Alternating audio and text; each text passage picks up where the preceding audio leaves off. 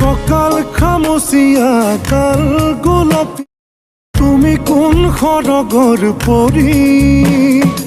অজলা চকুৰে তুমি খোজেৰে মিলাহি মন মোৰ হৰি গাঁৱৰে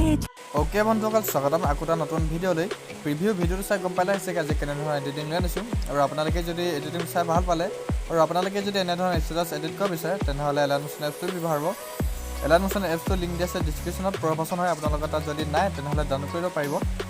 আৰু আপোনালোকে যিটো মানে ভিডিঅ' চাই আপোনালোকে মোৰ এডিটিংবিলাক ইউজো কৰে কিন্তু আপোনালোকে লাইক কমেণ্ট নকৰে আপোনালোকে যদি মোৰ ভিডিঅ'টো চাই ভাল পালে আৰু আপোনালোকে যদি এনেধৰণৰ এডিটিং কৰে মোৰ ভিডিঅ'টো চাই মেলি তেনেহ'লে কমেণ্ট কৰি জনাব আৰু লাইকো কৰি দিব আপোনালোকে লাইক মানে খুব কমেই কৰে আৰু মই আপোনালোকৰ কাৰণে ইমান মানে কষ্ট কৰি ভিডিঅ' বনাওঁ আপোনালোকে লাইক নকৰাকৈ মানে বস্তুবিলাক মেটেৰিয়েলবিলাক লৈ লয় সেইটো কাৰণে আপোনালোকে যদি মোৰ মেটেৰিয়েলবিলাক লৈছে বা এডিটিংটো লৈছে তেনেহ'লে লাইক কৰি দিব আৰু কমেণ্ট কৰি জনাব কেনেকুৱা পালে ভিডিঅ'বিলাক আৰু যিটো এডিটিং সেইটো কৰিবলৈ হ'লে মোৰ দুটা এক্সএম ফাইল দিয়া আছে এক্সএম ফাইল দুটা আপোনালোকে এলাইট মোশ্যনত ফাৰ্ষ্ট এক্সপৰ্ট কৰি ল'ব যদি আপোনালোকে এক্সপৰ্ট কৰিব নাজানে তেনেহ'লে ইউটিউবত বহুত ভিডিঅ' দিয়া আছে আৰু মোৰ আগৰ ভিডিঅ'বিলাকতো দিয়া আছে কেনেধৰণে এক্সপৰ্ট কৰে আপোনালোকে তাৰ পৰাও চাই ল'ব পাৰে আপোনালোকে ফাৰ্ষ্ট এলাইট মোশ্যনৰ যিটো মানে এক্সএম ফাইল দুটা এটা হ'ল ইফেক্ট প্ৰজেক্ট আৰু আনটো হ'ল বিটমাৰ প্ৰজেক্ট আপোনালোকে দুটা ফাইল ডিছক্ৰিপশ্যনত লিংক পাই যাব আপোনালোকে সেইকেইটা এনেধৰণে এলাইট মোশ্যন ইম্পৰ্ট কৰি ল'ব এক্সপৰ্ট কৰি ল'ব আপোনালোকে এডিটিং কৰিবলৈ ফাৰ্ষ্ট আপোনালোকে বিটমাৰ প্ৰজেক্টটো অ'পেন কৰি ল'ব বিটমাৰ প্ৰজেক্ট বা ৰূপম লিখা আছে সেইটো ক্লিক কৰি আপোনালোকে অ'পেন কৰি ল'ব আৰু ভিডিঅ' চাই যদি আপোনালোকে এতিয়ালৈকে লাইক কৰে নাই তেনেহ'লে প্লিজ লাইক কৰি দিব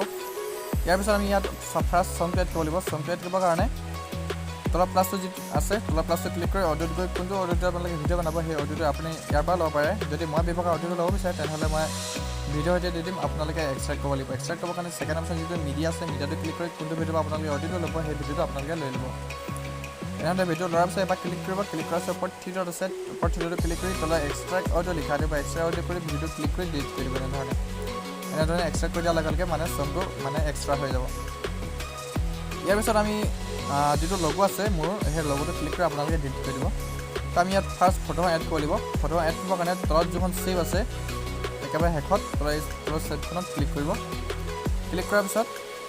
তলত কালাৰ এণ্ড ফিল লিখা দিব সেইটো ক্লিক কৰিব তাৰ ফ'ৰ অপশ্যন যিটো ষ্টাৰ অপশ্যন আছে সেইটো ক্লিক কৰিব আকৌ তলৰ ষ্টাৰ আছে সেইটোতো ক্লিক কৰি যিমান ফটো আপোনালোকে এড কৰিব সেই ফটোখন আপোনালোকে ইয়াত ছিলেক্ট কৰি দিব যদি মই ব্যৱহাৰ কৰা ফটোবিলাক আপোনালোকে ল'ব বিচাৰে তেনেহ'লে মই জিপ ফাইল সৈতে দি দিম আপোনালোকে জিপ ফাইলটো এক্সট্ৰেক্ট কৰিহে ল'ব পাৰিব আপোনাৰ যোৱা ফটো ল'ব সেই ফটোখন ক্লিক কৰি ওপৰ প্লাছ অপশ্যন আছে সেই প্লাছ অপশ্যনত ক্লিক কৰি দিব ঠিক এনেকৈ মানে আমাৰ ফটোখন এড হৈ যাব তাৰপিছত আমি ছেকেণ্ডবিলাক যিবিলাক মানে বিটমাৰ আছে সেই বিটমাৰ সৈতে চেক যিটো আছিলে সেই চেক ইফেক্টবিলাক দিবৰ কাৰণে আকৌ আমি বেক যাব লাগিব যিটো মোৰ মানে ইফেক্ট প্ৰজেক্ট আছিলে সেই ইফেক্ট প্ৰজেক্ট আমি অ'পেন কৰিব লাগিব অ'পেন কৰাৰ পিছত মানে তিনিখন ছেভ দিয়া আছে এই তিনিখন ছেভত মানে আপোনালোকে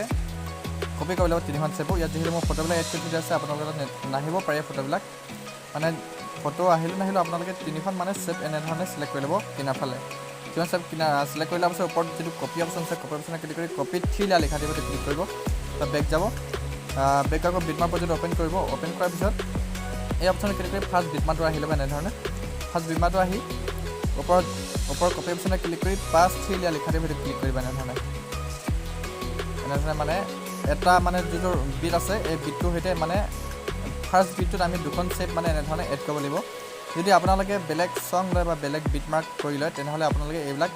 কাট কুট কৰি আপোনালোকে লৈ ল'ব যদি এনেধৰণে যদি আগবাঢ়ি আছে আমি কাট কৰিবৰ কাৰণে যিখন ফটো কাট কৰিবলগীয়া আছে সেইখন ক্লিক কৰিব আৰু ফাৰ্ষ্ট অপশ্যনত যিটো টাইমাৰটো আছে টাইমাৰটো ক্লিক কৰি ছেকেণ্ড অপশ্যনত কাট অপশ্যন থাকিব সেইটো ক্লিক কৰি এনেধৰণে কাট কৰি ল'ব আমাৰ যিহেতু ফাৰ্ষ্ট এনেধৰণে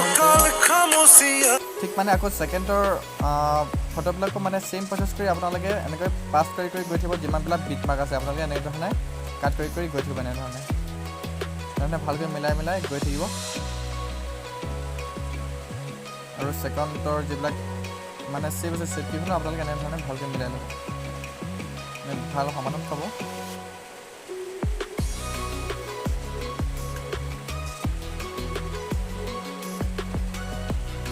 এনেধৰণে যিমানবিলাক আছে বিটমাৰ্ক আপোনালোকে মিলাই ল'ব মই যিহেতু ভিডিঅ'টো বেছি দীঘল নকৰোঁ সেইটো কাৰণে মই ইয়াতে কাট কৰি দিছোঁ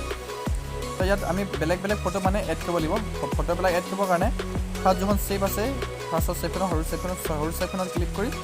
তলত কালাৰ এণ্ড ফিল লিখা আছে কালাৰ এণ্ড ফিলত ক্লিক কৰি তলৰ ষ্টাৰত ক্লিক কৰি মানে যোনকুৱা ফটো আপোনালোকে ল'ব সেই ফটোখন সেম প্ৰচেছ কৰি ফাৰ্ষ্টত যেনেধৰণে আমি এড কৰিছিলোঁ সেই ফটোখন ঠিক সিলেক্ট কৰি ওপৰত প্লাছ অপশ্যনটো ক্লিক কৰিব আৰু যিখন সৰু সৰু দুখন ছেভ আছে এই ছেভকেইখনত ছেইম ফটো এড কৰিব যিখন ফটো আপোনালোকে ফাৰ্ষ্ট ছেভখন এড কৰিছিলে ছেকেণ্ডৰ ছেভখনটো ছেইম প্ৰচেছ কৰি ছেইম ফটোখন এড কৰি দিব এনেধৰণে সৰু ছেভকেইখনত আপোনালোকে ছেইম ফটো দিব আৰু যিখন অলপ ছেভ দীঘলখন আছে এই ছেভখনত আপোনালোকে বেলেগ ফটো এড কৰি দিব এনেধৰণে যিকোনো ফটোখন এড কৰি দিব এনেধৰণে তেতিয়া আমাৰ এইটো মিলিব ঠিক যিমানবিলাক আমি ইয়াত লৈছিলোঁ সকলোবিলাক ছেভতে আমি বেলেগ বেলেগ ফটো আৰু সৰুবিলাকত ছেম প্ৰচেছ কৰি ছেম ফটো দি এনেধৰণে এড কৰি যাব ঠিক এনেকৈ সৰুখনত ছেম ফটো যেনেকৈ মই দিছোঁ আপোনালোকে সেনেধৰণে দি যাব আৰু তাৰ পাছত যিখন অলপ দীঘল ছেভখন আছে সেই ছেভখন আমি বেলেগ ফটো এড কৰি দিম এনেধৰণে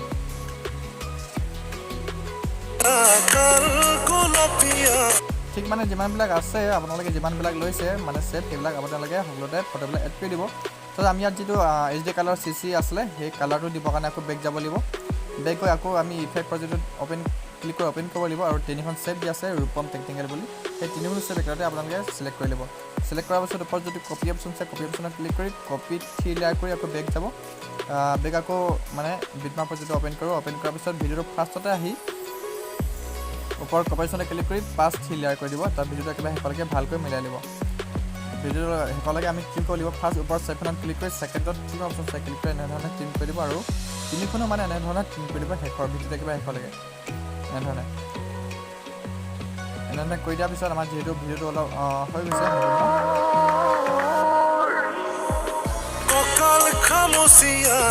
এনেধৰণে হৈ যাব তাৰ ভিডিঅ'টো ছেভ কৰিবৰ কাৰণে ওপৰত যিটো কাৰ্চন আছে কাৰ্চনটো ক্লিক কৰি তলত এক্সপৰ্ট লিখা আছে এক্সপৰ্টটো ক্লিক কৰি ভিডিঅ'টো ছেভ কৰিব ভিডিঅ' চাই যদি ভাল পায় লাইক কৰিব কমেণ্ট কৰিব আৰু এনেধৰণৰ নতুন ভিডিঅ' পাই দিবৰ কাৰণে চেনেলটো বেল আইকন অন কৰি নাপাহৰিব